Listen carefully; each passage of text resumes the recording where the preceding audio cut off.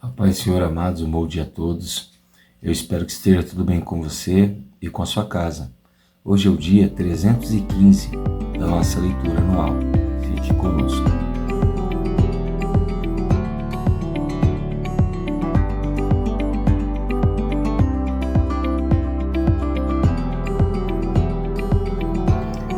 Bom, amados, nós estamos estudando o livro de Atos dos Apóstolos e a nossa porção diária de hoje vai do capítulo de número 6 até o capítulo de número 7. Eu espero que você consiga separar um tempo nesse dia, estudar, meditar nessa palavra. Eu creio que Deus irá abençoar a sua vida grandiosamente. O nosso texto devocional de hoje se encontra no capítulo 6 e no verso 7, que diz assim: A palavra de Deus crescia e em Jerusalém o número dos discípulos aumentava. Também um grande número de sacerdotes obedecia à fé. Amém? Bom, nós temos visto como a pessoa do Espírito Santo, ao ser derramada sobre a igreja, sobre os crentes, sobre aqueles que estavam perseverando, se arrependendo de seus pecados e buscando as águas do batismo, como o Espírito Santo fazia com que a igreja fosse vívida, fosse fortalecida, fosse dinâmica. Nós também podemos observar que quando Cristo pediu para os apóstolos permanecerem em Jerusalém e primeiro buscarem revestimento do Espírito, ele tinha essa visão, para que a igreja realmente se preparasse. Ou seja, a melhor preparação que a igreja precisa para fazer a obra de Deus, para levar a palavra, para se tornar uma igreja saudável, uma igreja gloriosa, é se revestir da pessoa do Espírito Santo. Então nós precisamos muito buscar essa presença. Então os apóstolos vão começar a operar muitos milagres, como nós vimos ontem, e através dos milagres eles vão ganhar portas, oportunidades para que eles possam pregar o Evangelho, e ao passo que as pessoas veem os milagres acontecendo, da mesma forma que Jesus operava, as pessoas passaram a crer na pregação de Pedro, de João, de Tiago e de outros homens que Deus vinha levantando, Agora, a perseguição, ela se torna natural. Quando a igreja cresce, a perseguição também cresce e as dificuldades também crescem. Mas nós vimos ontem como Gamaliel, indiretamente, sem saber, instruído por Deus, aconselhou o povo a não barrar a igreja, porque se aquela obra fosse de Deus, ela iria prevalecer. E novamente a igreja vai ter acréscimos de pessoas, o número de membros, de cristãos, vai aumentar ali na região de Jerusalém. E o número cresce de tão grande forma que começa a haver murmurações, algumas discussões entre os helenistas e os hebreus. Os helenistas eram judeus também, porém era um grupo de judeus que na sua grande maioria nasceram fora do território de Israel, ou então eram judeus que depois acabaram migrando para outros países e que na maioria das vezes falava o grego como uma das línguas principais. Então começou ali a haver divisões, porque as viúvas dos helenistas começaram a reclamar, dizendo que elas estavam recebendo menos assistência do que as demais irmãs da igreja. Então observa que a igreja não é um centro social, mas a igreja ela tem um dever do trabalho social. E isso não é uma novidade do Novo Testamento. Nós temos que lembrar muito bem da lei de Moisés, que obrigava o povo de Deus a ajudar os órfãos e as viúvas. Outra coisa interessante também, a lei de Deus também obrigava que aqueles que tinham propriedades, fazendas, ajudassem ali os peregrinos, as pessoas que estavam de passagem durante um tempo do ano, né? Então observa que a igreja, ela tem por natureza, o povo de Deus, ela tem que ter um compromisso social. A igreja não pode ser um local onde nós nos reunimos apenas durante um período de tempo, seja aí de 1 a 2 horas, para cantar músicas e ouvir uma mensagem e ir embora. A igreja ela precisa ter um compromisso com a sociedade onde ela está inserida. A igreja precisa se preocupar com os membros que estão ali inseridos, certo? Então, pela segunda vez, nós vemos os apóstolos se reunirem, fazerem um conselho para tomarem uma decisão. O que mostra para nós que uma igreja saudável, ela toma uma decisão à luz de todos os membros, né? Então, eles vão dizer assim no verso de número 2: não é correto que nós abandonemos a palavra de Deus para servir às mesas. Por isso, irmãos, escolham entre vocês 7 homens de boa reputação, cheios do Espírito e de sabedoria, para os encarregarmos desse serviço. Então vamos lá. Aqui nós temos uma palavra bem decisiva. É nesse ponto que na igreja primitiva vai nascer o ministério dos diáconos, né? O que são os diáconos? Eles são mordomos, eles são servos, né, que Deus levantou para poderem atender principalmente, não unicamente, mas principalmente o ministério social da igreja.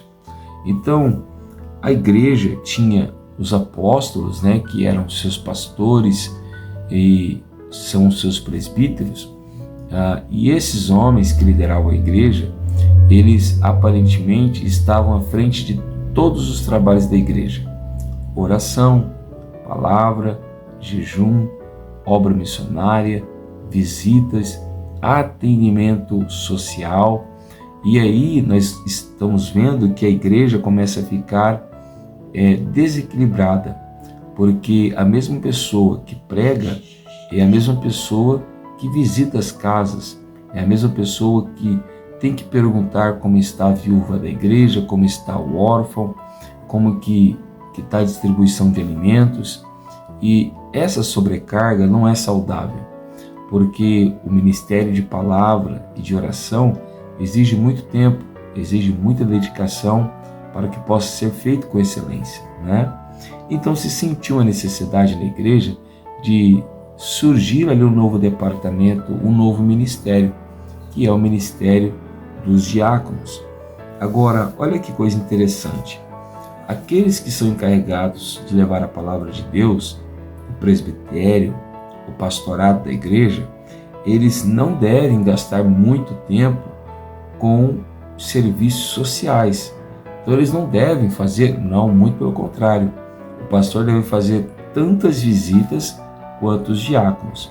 Porém, se ele dedicar todo o seu tempo, todo o seu esforço neste trabalho e deixar de dedicar o seu esforço para a palavra e para a oração, a igreja de Deus ela não vai ser nutrida, né? Ela não vai se alimentar da palavra corretamente como deveria. Então nós vemos que surge o ministério do diaconato para ter equilíbrio na igreja, o que mostra para nós que não nos adianta ter um bom ministério de oração e de palavra e não termos um bom trabalho de serviço social e de assistência às famílias da igreja, né? E olha que coisa interessante. Se a palavra de Deus e a oração são importantes, o ministério social da igreja também é importante, porque os líderes da igreja sentiram a necessidade de haver esse cuidado.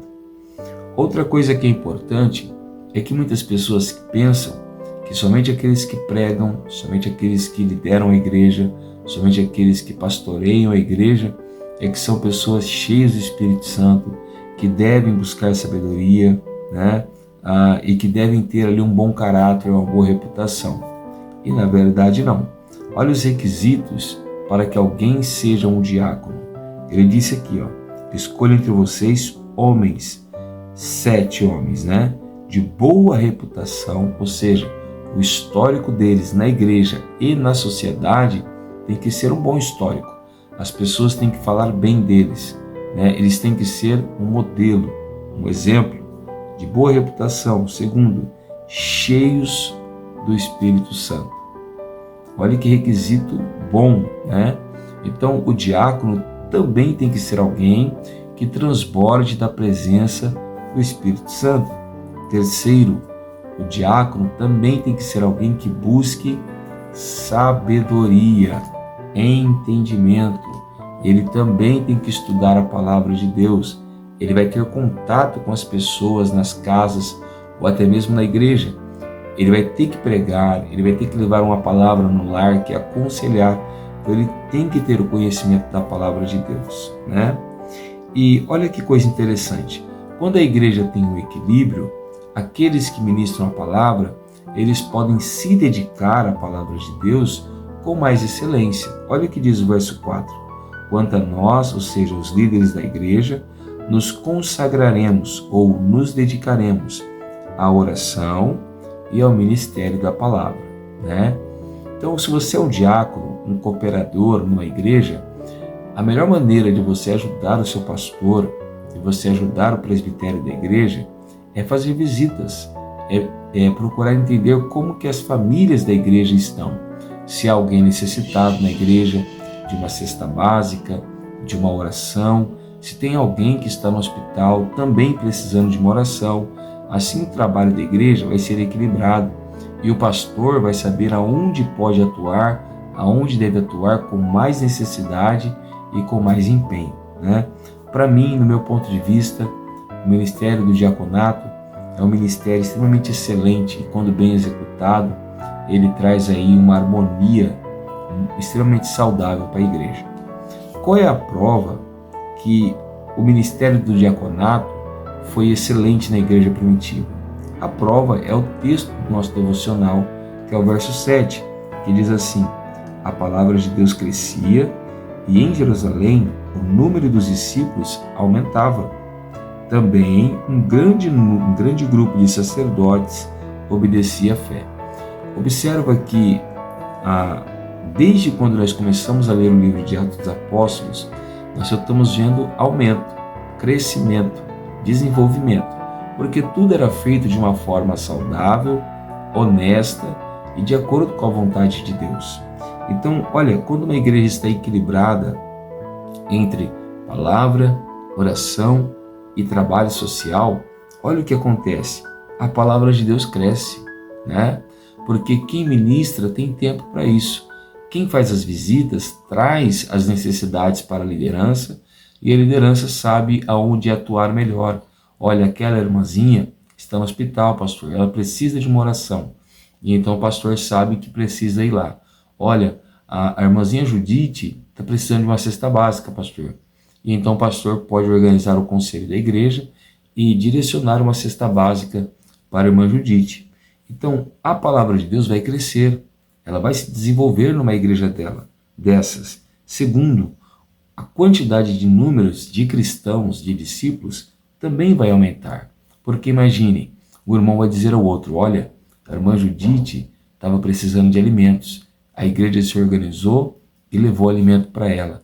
Essa igreja é amorosa, ela é uma igreja unida, né? Então a divulgação vai ser natural. E aqueles que conhecem mais da lei de Deus, conhecem mais da palavra de Deus, também vão passar a crer e a obedecer a palavra.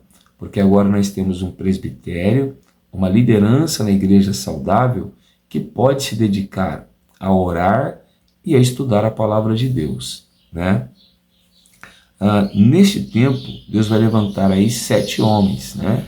Primeiro, Estevão, Filipe, Prócoro, Nicanor, Timão, Pármenas e Nicolau.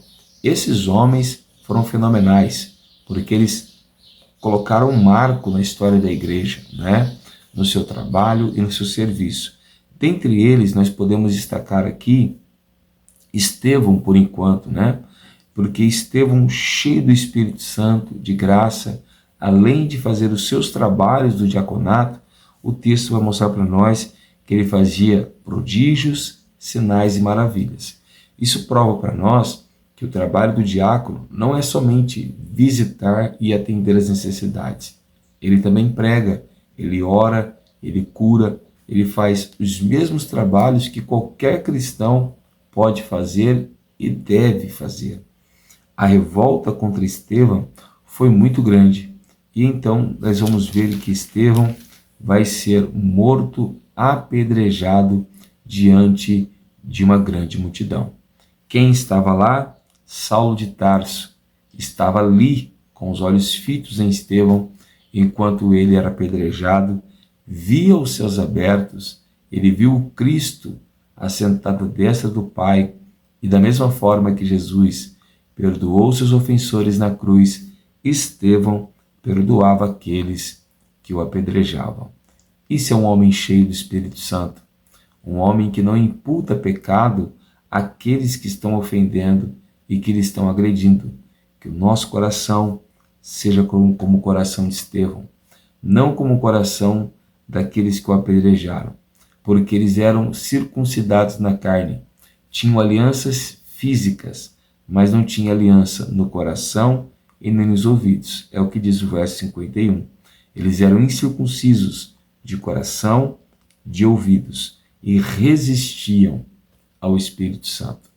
Quando o nosso coração é circuncidado, quando os nossos ouvidos, a nossa mente são circuncidados, nós não resistimos, nós cedemos à vontade do Espírito Santo para que ele use a nossa vida. Amém? Eu sou o pastor Tiago, da Igreja Pentecostal Poder da Palavra, e eu quero orar por você neste momento. Que o Senhor te use da forma que ele quer te usar, no ministério que ele quer te usar, da forma que ele quer te usar.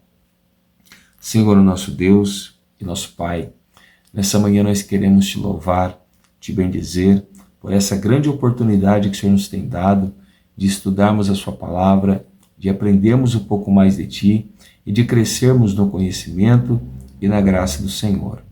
Abençoa, Senhor, as nossas vidas, fortalece os nossos corações e edifica a tua igreja, para que, como a igreja de Atos dos Apóstolos cresceu de uma forma saudável, a tua igreja nos dias atuais também possa crescer de uma forma saudável. Nos abençoa, Senhor, nos ilumina, guarda o nosso coração e que nós possamos ser como um farol, como uma flecha ao acertar o alvo e proclamar a tua palavra aonde nós formos enviados. Para a glória e o louvor do nome de Jesus. Amém. Se você tem gostado desse trabalho, deixe o seu like, compartilhe com alguém que precisa ouvir essa palavra. E se não estiver inscrito, se inscreva no canal. Assim você vai poder nos acompanhar e ler a Bíblia inteira conosco esse ano. Amém? Que Deus te abençoe, fique com Ele e tenha um ótimo domingo.